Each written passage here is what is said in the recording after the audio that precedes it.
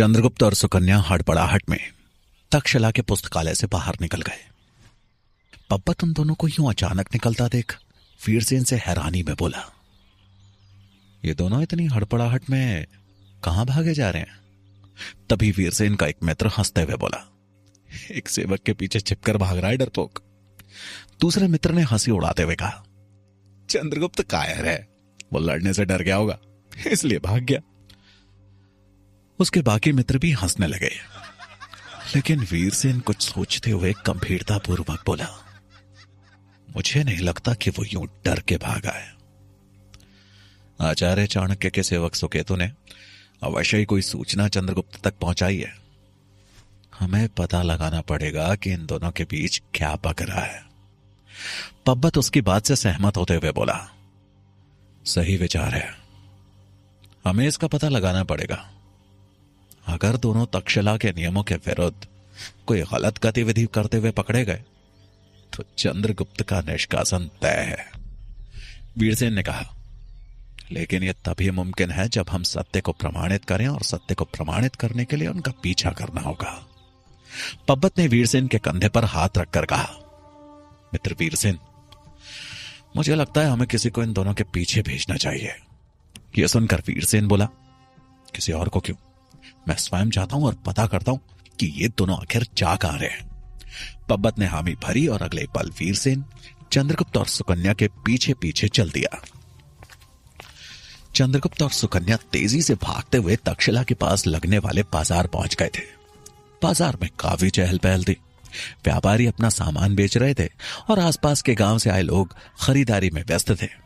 कहीं गर्मी से थके हारे लोगों के लिए घड़ों में पानी की व्यवस्था थी, तो वहीं अय्याश लोगों के लिए सुराही में मदिरापान की व्यवस्था, जिसका आनंद कुछ सिक्कों का मोल चुकाकर उठाया जा सकता था।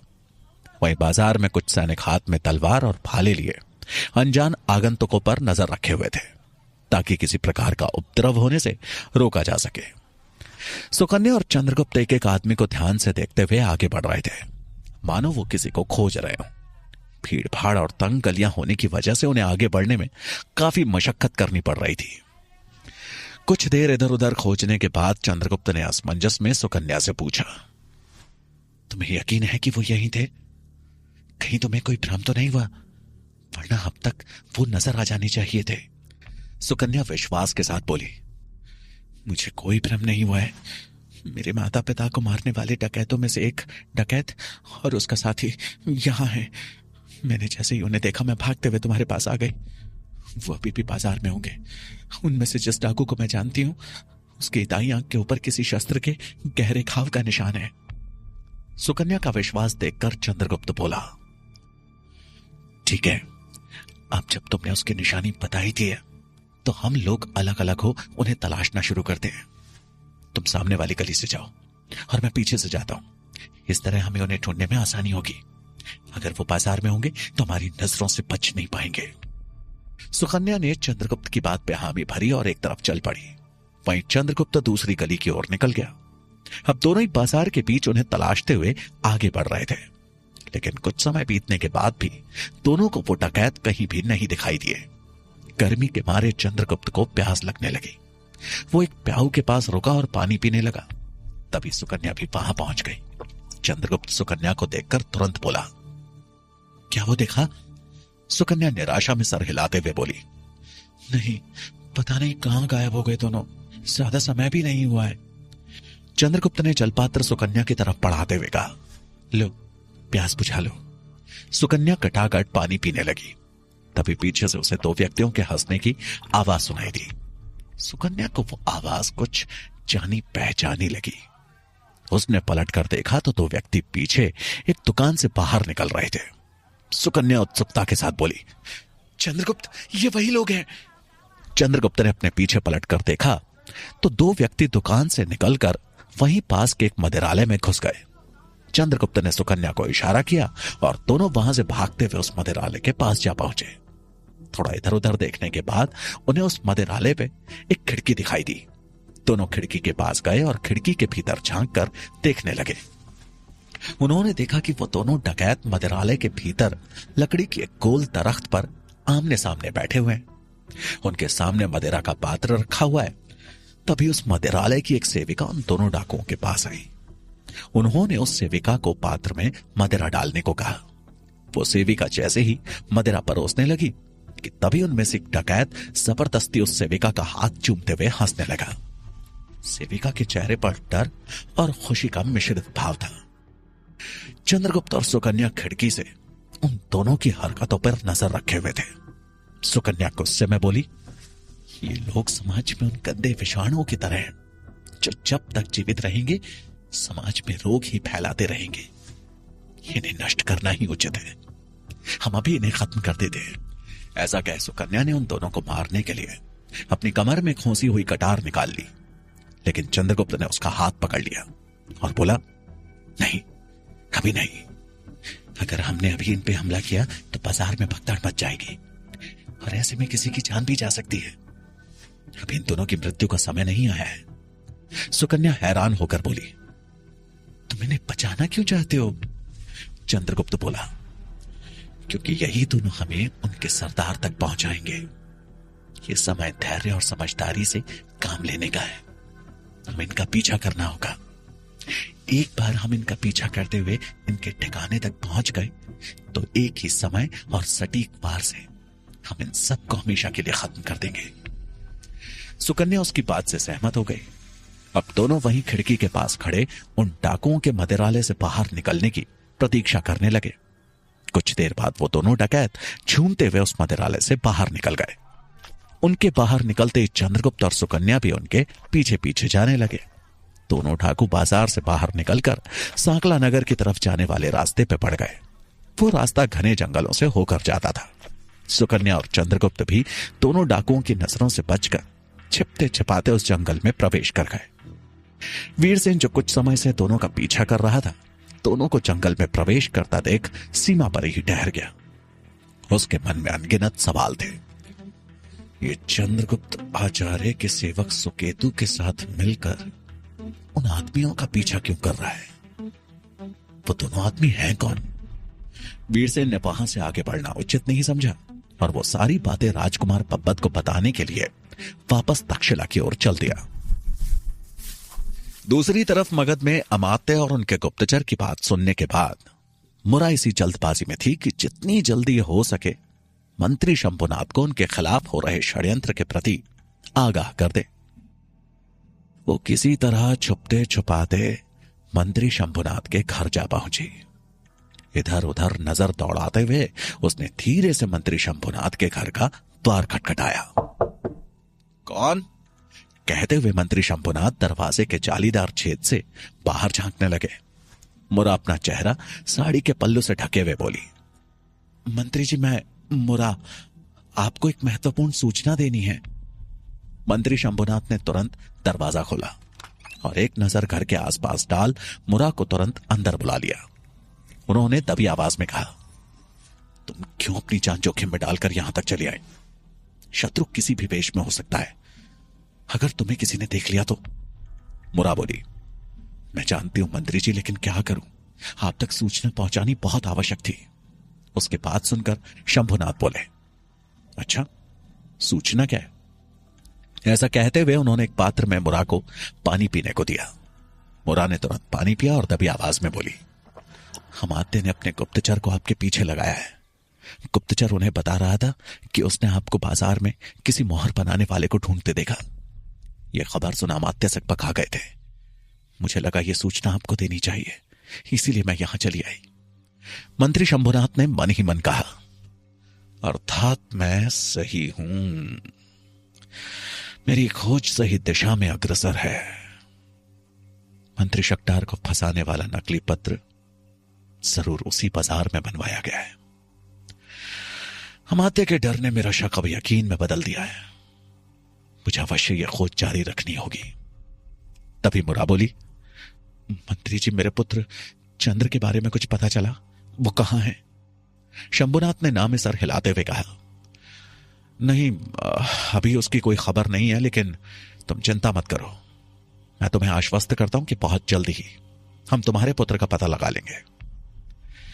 मेरे ऊपर निगरानी है, इसलिए हमें मौका देख भेष बदलकर तुम्हारे रिश्तेदारों के घर जाना होगा।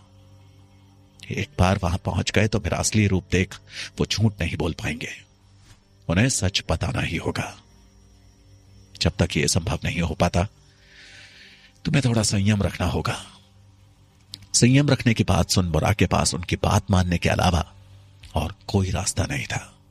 उसने धीमे से जवाब देते हुए कहा, जी मंत्री जी, मुझे आप पर पूर्ण विश्वास है। शंभुनाथ बोले, तुम्हें अब यहां से जल्दी चले जाना चाहिए। अगर यहां और अधिक समय तक रुकोगी तो तुम्हारी जान को खतरा हो सकता है। जी मंत्री जी। मुरा वहां से जाने लगी तो भी शंभुनाथ बोले, एक बात और मुरा, अब यदि तुम्हें मुझे कोई भी जानकारी देनी हो तो स्वयं चलकर मत आना। मैं खुद आकर तुमसे भेंट करूंगा या अपने गुप्तचर को तुम्हारे पास भेज दूंगा। मैं इस बात का ध्यान रखूंगी मंत्री जी। यह कहकर मुरा वहां से निकल गई। उसके जीवन में फैले इस अंधकार में अब दिए की रोशनी कोई था तो वो थे मंत्री शंभुनाथ। उनके शब्दों ने मानो मुरा के अंदर एक उम्मीद की किरण को जन्म दे दिया था। मुरा अब अपने पुत्र से मिलने के लिए किसी भी सीमा को लांघने के लिए तैयार थी। जहां एक ओर मुरा के मन में चंद्रगुप्त से मिलने की उम्मीद जग चुकी थी, वहीं दूसरी ओर चंद्रगुप्त के विरोधी उसके विरुद्ध नए नए षड्यंत्र रचने की कोशिश में लगे हुए थे। वीरसेन बाजार से लौटकर सीधे पप्पत के पास आया। वीरसेन को आता देखकर पप्पत उत्सुकता के साथ बोला, क्या पता चला उन दोनों के बारे में, जल्दी बताओ। वीरसेन हड़बड़ाहट में बोला, राजकुमार, मैंने चंद्रगुप्त और सुकेतु को दो आदमियों का पीछा करते हुए देखा। वो उनका पीछा करते हुए सांकला नगर की ओर जाने वाले रास्ते पर निकल गए। ये सुन पप्पत कुछ सोचते हुए बोला, वो दोनों भला किसका पीछा कर सकते हैं? क्या उन व्यक्तियों का तक्षशिला से कोई संबंध है? वीरसेन बोला, नहीं, मैंने उन दोनों व्यक्तियों को पहले कभी नहीं देखा। पप्पत बोला, दोनों ऐसे ही किसी का पीछा नहीं करेंगे। अवश्य इसके पीछे कोई गहरा रहस्य है, पर जो भी हो यह सूचना हमारे लिए बहुत फायदेमंद है। इतना बोलकर उसके चेहरे पर एक कुटिल मुस्कान आ गई। वीरसेन हैरान था। उसने कहा, मैं कुछ समझा नहीं, यह सूचना हमारे लिए फायदेमंद कैसे है? पब्बत ने हंसते हुए कहा, एक तीर से दो शिकार, नहीं समझे? वीरसेन ने नामे सर हिलाते हुए कहा, नहीं, मुझे अधूरी बातें कभी समझ नहीं आती। पब्बत समझाते हुए दबे स्वर में बोला, अगर हम चंद्रगुप्त को जंगल में ही मरवा दें तो किसी को हम पर संदेह भी नहीं होगा और तक्षशिला के गुरुकुल को उससे मुक्ति भी मिल जाएगी। सबको यही लगेगा कि वो जिनका पीछा कर रहा था उन्होंने उसे मार डाला। वीरसेन आश्चर्य में बोला, यह विचार तो बहुत अच्छा है, लेकिन यह कैसे मुमकिन होगा? वीरसेन जानता था कि मारने की बात करना और मरवा देने में बहुत फर्क है, इसलिए उसके चेहरे पर चिंता उभर आई थी। पप्पत ने अपने चेहरे पर कुटिल मुस्कान लाते हुए कहा, तुमने अपना कार्य कर दिया, अब सब मुझ पर छोड़ दो। मैं अब चंद्रगुप्त नाम का कांटा अपने मार्ग से सदा के लिए मिटा दूंगा और किसी को इसकी भनक तक नहीं लगेगी। बस तुम मेरे विश्वास पात्र बने रहना। पप्पत की बात सुनकर वीरसेन थोड़ा घबरा गया, लेकिन फिर कुछ सोचते हुए बोला, अगर तुमने यह कार्य स्वयं किया और आचार्य चाणक्य को ज्ञात हुआ तो वो यह अवश्य सुनिश्चित करेंगे कि हमें दंड मिले। पप्पत कुटिल मुस्कान के साथ बोला, मैं ये कार्य किसी और से करवाऊंगा। इतना बोलकर मन में कुछ सोचते हुए वो वहां से चला गया। इधर चंद्रगुप्त और सुकन्या उन दोनों डाकुओं का पीछा करते हुए आगे बढ़ रहे थे। एक तरफ से चंद्रगुप्त पेड़ों के पीछे छिपते छिपते आगे बढ़ रहा था और दूसरी तरफ से सुकन्या। अचानक सुकन्या का पांव एक पत्थर से टकराया। उसने खुद को संभाल लिया, लेकिन सूखे पत्तों के दबने से होने वाली आवाज को सुन दोनों डकैत ठिठक गए। दोनों ने एक बार पीछे पलट कर देखा, फिर आपस में कुछ बात की और अपने चलने की गति बढ़ा दी। कुछ ही देर बाद सामने दो रास्ते थे। वो दोनों डाकू अलग अलग रास्तों पर चल पड़े। ये देख चंद्रगुप्त और सुकन्या सोच में पड़ गए। चंद्रगुप्त दबी आवाज में बोला, अब हम क्या करेंगे? हमें कैसे मालूम होगा कि दोनों रास्ते जाते कहां हैं? सुकन्या बोली, सोचना क्या है, हमें भी अलग होकर इनका पीछा करना चाहिए। चंद्रगुप्त मना करते हुए बोला, नहीं, यह अवश्य ही उनकी हम दोनों को अलग करने की चाल है। उन्हें मालूम हो चुका है कि कोई उनका पीछा कर रहा है। सुकन्या जिद करती हुई बोली, हमें इनका पीछा करना ही होगा चंद्र, यही आखिरी रास्ता है इनके ठिकाने का पता करने का। मेरी चिंता मत करो, हम वापस इसी स्थान पर मिलेंगे। उसने एक नजर आसमान में चमकते सूर्य की तरफ देखा और बोली, अभी सूर्य ठीक हमारे सर पर है। जब सूर्य की परछाई 30 अंश का कोण बनाएगी, चाहे कुछ भी हो, हम सब छोड़कर वापस यहां मिलेंगे। चंद्रगुप्त बोला। सुकन्या अपने वस्त्र में छिपाया हुआ कटार दिखाते हुए बोली, ये कटार यूं ही साथ नहीं रखी, मैं स्वयं की रक्षा कर सकती हूं। किन पर है, लेकिन उन लोगों पर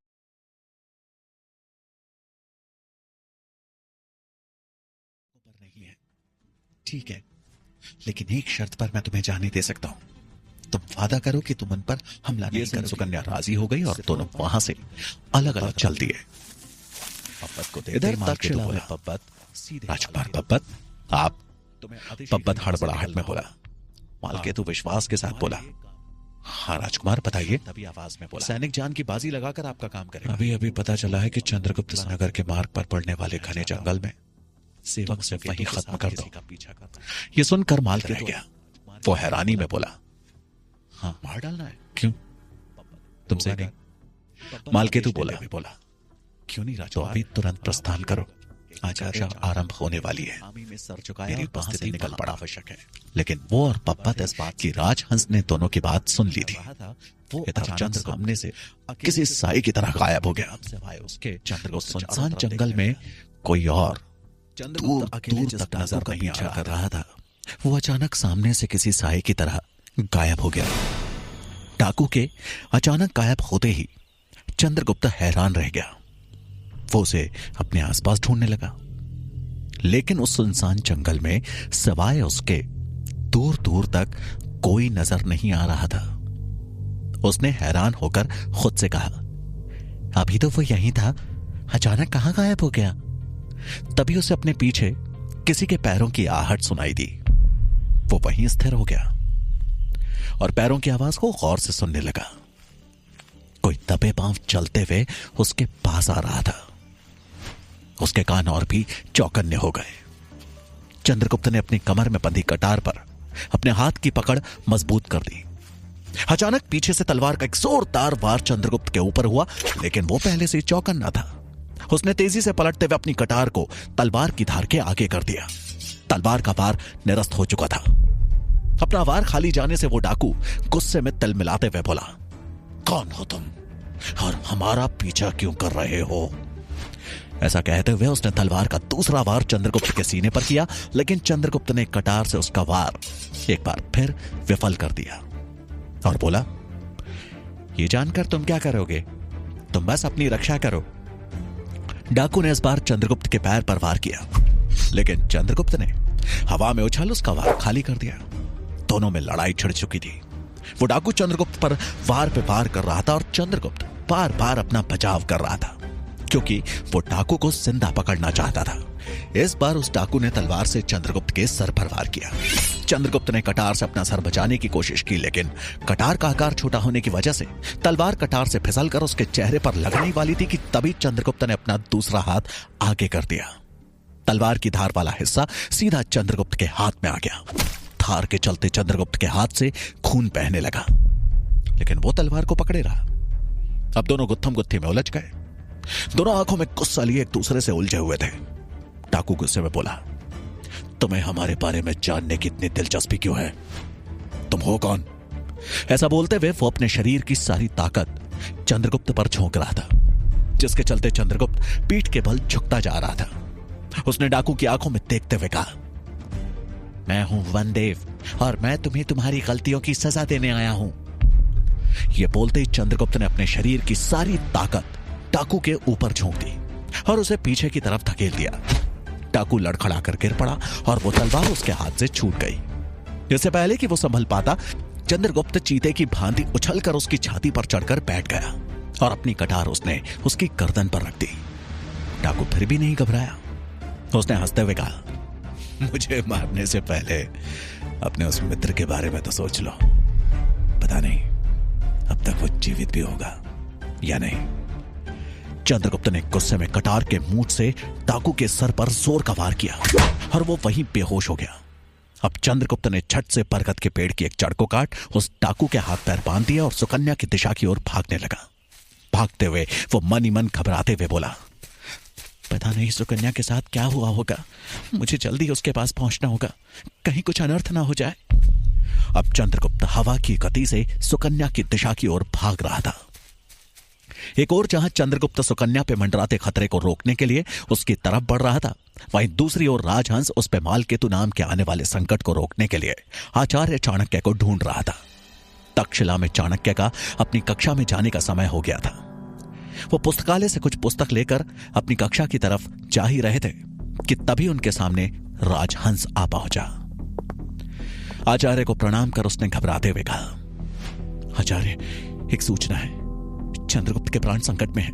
यह सुन चाणक्य चौंक पड़े, लेकिन संयम बरतते हुए बोले, ये क्या कह रहे हो, तुम्हें कैसे पता?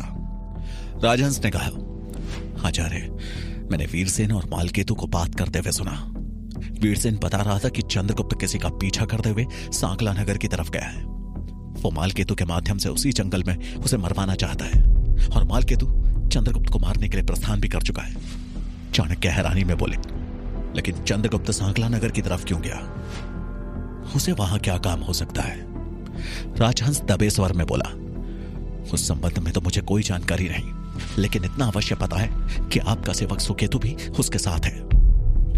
यह सुनते ही चाणक्य के माथे पर बल पड़ गए।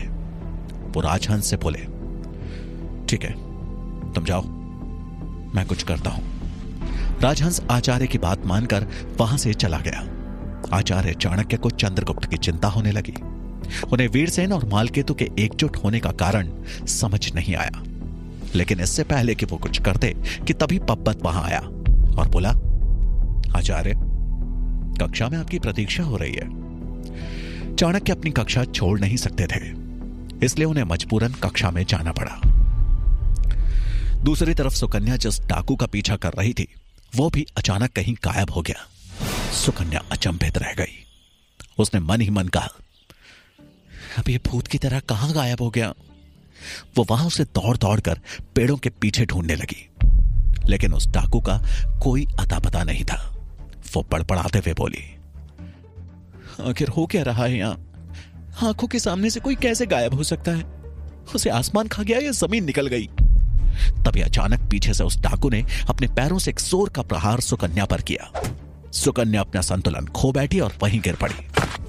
वो खुद को संभाल पाती उससे पहले उस डाकू ने उसे फिर से अपने पैरों से ठोकर मारी। वो थोड़ी दूर लुढ़क गई, लेकिन अब उसने तुरंत खुद को संभाल लिया। इस बार डाकू ने जैसे ही पैर चलाया, सुकन्या ने उसका पैर पकड़कर उसे खींच लिया। वो डाकू वहीं गिर गया। दोनों में उठा पटक चलने लगी। इसी उठा पटक के चलते सुकन्या को अपनी कटार निकालने का मौका नहीं मिला। अब कभी सुकन्या उस पर हावी होती तो कभी डाकू सुकन्या पर। अचानक मौका पाते हुए डाकू ने सुकन्या की गर्दन पकड़ ली और पूरी ताकत से उसका गला दबाने लगा। सुकन्या चाहकर भी उससे अपनी गर्दन छुड़ा नहीं पा रही थी। उसका दम घुटने लगा था। डाकू ने गुस्से में दांत पीसते हुए कहा, हमारा पीछा कर रहे थे ना, अब देखो क्या होता है तुम दोनों के साथ। तुम दोनों में से कोई भी जिंदा नहीं बचेगा। ऐसा कहते हुए उसने सुकन्या की गर्दन पर अपनी पकड़ और मजबूत कर दी। सुकन्या का दम निकलने वाला था कि तभी पीछे से एक कटार तेजी से उड़ती हुई आई और उस डाकू की बाह पर जा लगी। अचानक हुए इस हमले से वो डाकू दर्द से कराह उठा और सुकन्या पर उसकी पकड़ ढीली हो गई। पकड़ ढीली होते ही सुकन्या ने उसकी छाती पर वार किया और खुद को उसके चंगुल से आजाद कर लिया। चंद्रगुप्त के वहां पहुंचने से पहले ही सुकन्या ने अपनी कमर में छिपी कटार को निकाला और गुस्से में उस डाकू की गर्दन पर जोरदार वार कर दिया। वार इतना घातक था कि उसके गले की नस कट गई और खून का फंवारा फूट पड़ा। कुछ क्षण छटपटाने के बाद उसकी मौत हो गई। चंद्रगुप्त सुकन्या के पास दौड़ते हुए आया और बोला, तुम ठीक तो हो? कहीं चोट तो नहीं लगी? लेकिन चंद्रगुप्त की बातें मानो सुकन्या के कानों तक पहुंच ही नहीं रही थी। वो वहीं बेसुध से खड़ी उस मृत डाकू को देखे जा रही थी। उसने गुस्से में डाकू को मार तो दिया, लेकिन उसकी हत्या कर देने का आभास उसे अब हो रहा था। घबराहट से उसका पूरा शरीर कांप रहा था। पहली बार उसने किसी को जान से मारा था। कांपती हुई आवाज में सुकन्या बोली, मैं इसे मारना नहीं चाहती थी, गुस्से में हाथ से कटार चल गई। चंद्रगुप्त तो सुकन्या की हालत समझ रहा था। उसने सुकन्या को दिलासा देते हुए कहा, सुकन्या परेशान मत हो, तुमने कुछ गलत नहीं किया। सुकन्या 2 कदम पीछे हटते हुए बोली, नहीं, मैंने एक आदमी को अभी भी मार डाला। मैं हत्यारन बन गई। सुकन्या की मनोदशा को देखते हुए चंद्रगुप्त ने उसके कंधे पर प्यार से हाथ रखा और बोला, मेरी आंखों में देखो, तुमने कुछ भी गलत नहीं किया। यदि अपने प्राणों की रक्षा के लिए किसी की जान भी लेनी पड़े तो वो गुनाह नहीं कहलाता। लेकिन सुकन्या अब भी बेसुध सी कांप रही थी। चंद्रगुप्त उसे समझाते हुए बोला, तुमने किसी निर्दोष की जान नहीं ली। न जाने इस डाकू ने कितनों की जान ली होगी, कितनों को राह चलते लूटा होगा। तुम्हें इसके लिए पश्चाताप करने की कोई आवश्यकता नहीं है। अपने मन से ये बोझ निकाल दो सुकन्या। सुकन्या बोली, मैं बस अपना बचाव करना चाहती थी, मारना नहीं। चंद्रगुप्त बोला, तुम्हारा इरादा गलत नहीं था और ना ही तुम गलत हो। तुम एक योद्धा हो और योद्धा इतनी छोटी बातों से डरा नहीं करते। काफी समझाने के बाद सुकन्या के मन का डर थोड़ा कम हुआ।